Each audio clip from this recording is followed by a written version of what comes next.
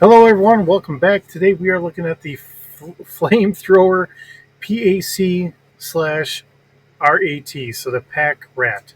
Okay, so this is a 1980s look at what a drone would be. Um, so the flamethrower PAC RAT was first released in the United States in '83 and was also sold in '84, discontinued unfortunately in '85. Then it was kind of done as a mail order from '85 until '92. Um, we have some nice pictures of this. This is one of those things I think could really be brought up to date with a lot of the things that we have going on today. Drones are a very big part of what is an up and coming form of our military. Um, as we're kind of working through things, trying to get things done. Uh, how does this all really play out in today's day and age? Um, so having an old idea of this and then being able to upgrade this, I think it's a very big possibility. Instead of maybe having the three legs here, I think we could be looking at either like a little six-wheeled vehicle with a flamethrower and whatever the missiles are or whatever. Um, we'll see what we all have here in a second as I'm kind of clicking through. Um, but I think there's a lot of possibilities of what we can do, and this is looks like it was all put together as a model. Really, it's more of a model than anything else, which is perfectly fine. All right, and it can kind of swivel on the top here, which really kind of brought a lot of things together. Okay, so what do we have here? So again, this is all in the GIJoe. So I mean, if you want to look it all up, that's perfectly fine. It's just the fact that I'm bringing it into your whether it's on your phone, computer, your living room, whatever. Um, we can see how we have here. Now these legs are supposed to be adjustable to try and go over things or whatever else. I'm really trying to see if I can figure out what we have here. I think we have blueprints coming up. Decals, flamethrower instructions, so how to put it all together, and there's blueprints, but I'm not really able to see this the best here. Okay, wish I could read that a little bit better, but maybe we'll be able to get it on one of the other views. All right, so easily lost pieces. We have as many small pieces that can break and become lost, and the remote control is very easily lost, which I can see that. We have features here, so we have Sunbow. Oops, there we are. So we do actually have one version of Sunbow, and I think that this was like all three of them. So this has a view of it all kind of more or less collapsed down as they're up in the Arctic, and it looks like we have Bazooka here in the background. We got Snake Eyes, Snow Job, and if we have Bazooka there, I'm going to go out on a limb and say that that's probably Alpine, because they were always together in the earlier episodes here. Okay, so uh, we have Flamethrower. Um, these are supposed to be, let's see, has an adjustable deflector shield, hydraulic suspension system, halogen spotlight, external radio receiver antenna, which is going to be that, track shields going over, twin 35 millimeter machine guns. So these are machine guns, these aren't missiles. So that's what I was getting wrong there. So this thing is punching one heck of a punch there for 35 millimeter machine gun. All right, and all-terrain tracks. So we have the flamethrower here, twin 35 millimeter machine gun. That thing is really going to pack a heck of a punch there. Um, I would be really scared to see this thing up close or have it chasing after me. All right, and then we have in '83 we have a different version of the PAC RAT, and then we have the missile launcher. So um, we have the flamethrower, the machine gun, and the missile launcher. All different PAC RATs, but still along the same line. So I think I have all three of these all together. So we'll kind of cover all three of them. Why not? We'll have fun with that. Um, so let's kind of continue over here. All right. So now here we are. We're looking at our stats that I have for us. This is going to be considered at personal scale. Its length is 5 feet, and I did actually try and put it in metric here. Um, Cargo, of course, that's going to be none. There is no one here. It's just going to be remote controlled. Of course, it's going to be on ground. Um, so we have maneuverability at 2D. It's only going to go about 5 miles an hour. So I believe that that's one of the things that was listed. These aren't the fastest thing out here. Um, if we wanted to modernize this stuff, bring it into today's modern age, maybe we might upgrade this a little bit. Um, Instead of having a halogen light, we'd have LED lights on here.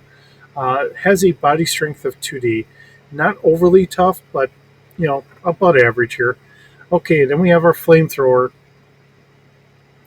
So fire control being 3D, um, figuring that it would be a display on there on your controller and doing 5D damage. Um, so kind of going from there. And then we also have a light auto blaster for the two machine guns. Now I didn't make this the twin 35 millimeter.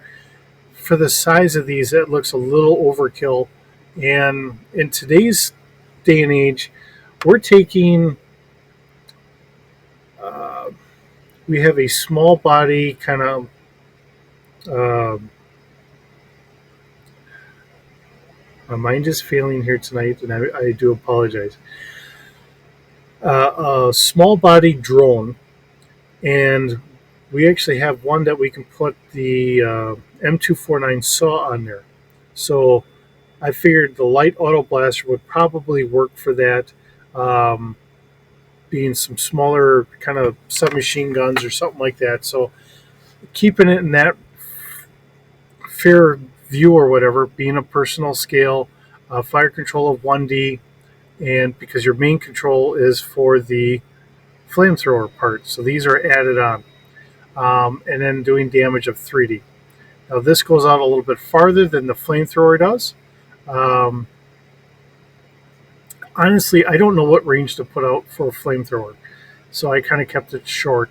The auto blaster I figured would be able to go out a little farther. So, and then let's get into our machine gun version because I said we'd do all three of them. Why not? We'll have fun with it.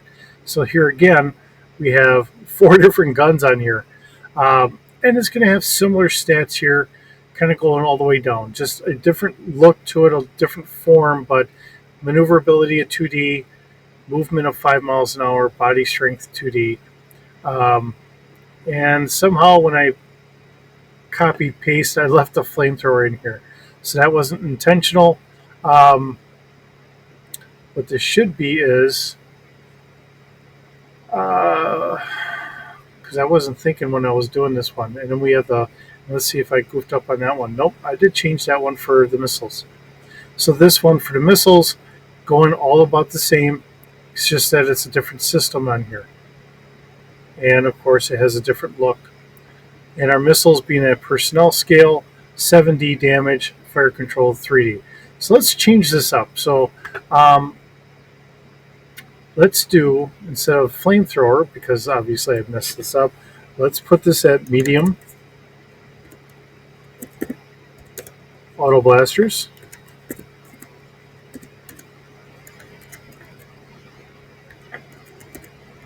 And I type slow because I'm just slow. All right. Um, Front arc. We're going to put turret in. Turret. Okay. Personnel scale. Fire controls 3D. Damage. We're going to put it at 60. And the light, we're going to leave the other two as light auto blasters. And we're going to go with that. Now,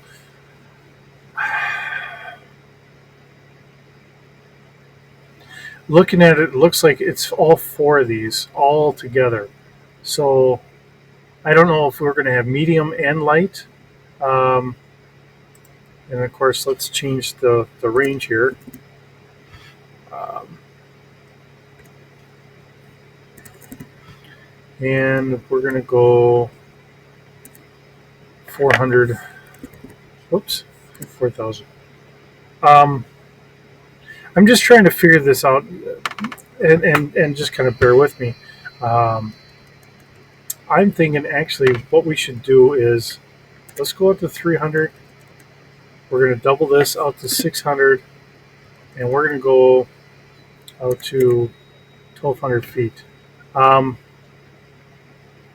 and that might even have to be meters, but actually I think that should be meters. Let's change that out to meters. Whoops, just put the M. And the reason why I think meters should work better than feet, and whoops, um, really when we're looking at the range of, in military we always kind of do more in meters for one. For two, um, I think that gives us a little bit more flexibility here. And if I'm clicking and pasting and everything else, okay, so I did this a little bit better, and I think that works out a lot better. Um, so yeah, I think this really gets us a little bit better range here. Two light blasters on the side, and then two medium here. If we wanted to make this all four the same, these are different mountings, so I think it would have to be different. Even if you just said two different medium auto blasters or something like that, I'm thinking we're looking at two different groupings of fire control or fire linked.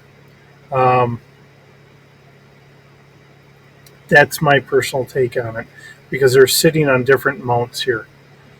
And that's the reason why I kind of say that. And I think it would work better for like some lighter stuff and lighter blasters and heavier blasters.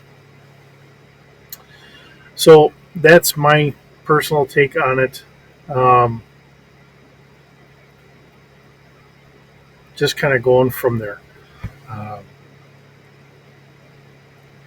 Now it would be wonderful to see these kind of come out as the 6-inch classified series, although they kind of did a little bit um,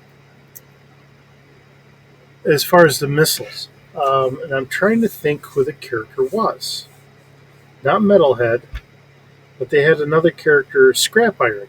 They had Scrap Iron, and Scrap Iron actually had a drone which had the missiles. So taking that into effect, I think that does kind of update things a little bit better. And it did look nice. I do have the figure floating around here somewhere. Exactly where, I don't know offhand. But I do know I have that figure. And I think it upgrades it better than what we have here. Um, you could almost take that same look or whatever and just make it as Joe vehicles or something similar to that. So, um, but these are small toys meant to get these into the kids' hands and boost up something. So, it is wonderful to see them. It's kind of nice to add them in here, and of course, as we update all this stuff, if you wanted to take this is a military force being used during like the Clone Wars by different um, a different Jedi general.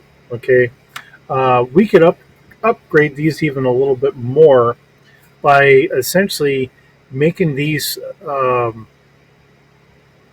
or attaching these to a droid of some sort.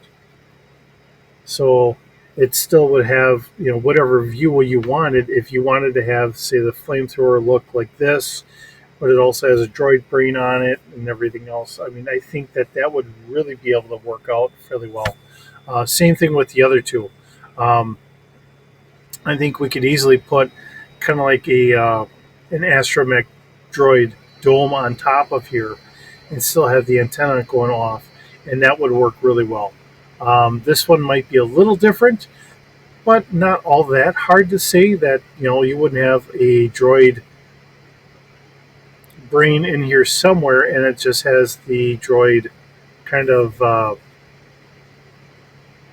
eye sockets or whatever else on here, sensor packet in there, so that way it could kind of behave like a standard droid would. So you know, just like I said, how can we bring this into Star Wars one way or the other? Um, it doesn't mean that you couldn't have it on a different planet that they got more of the Star Wars tech onto it, or maybe like I just said, it's part of a Jedi General's task force, or if you wanted to leapfrog it into um, kind of the last vestiges that we had seen in the novelizations, or maybe at the same time where if you're liking to play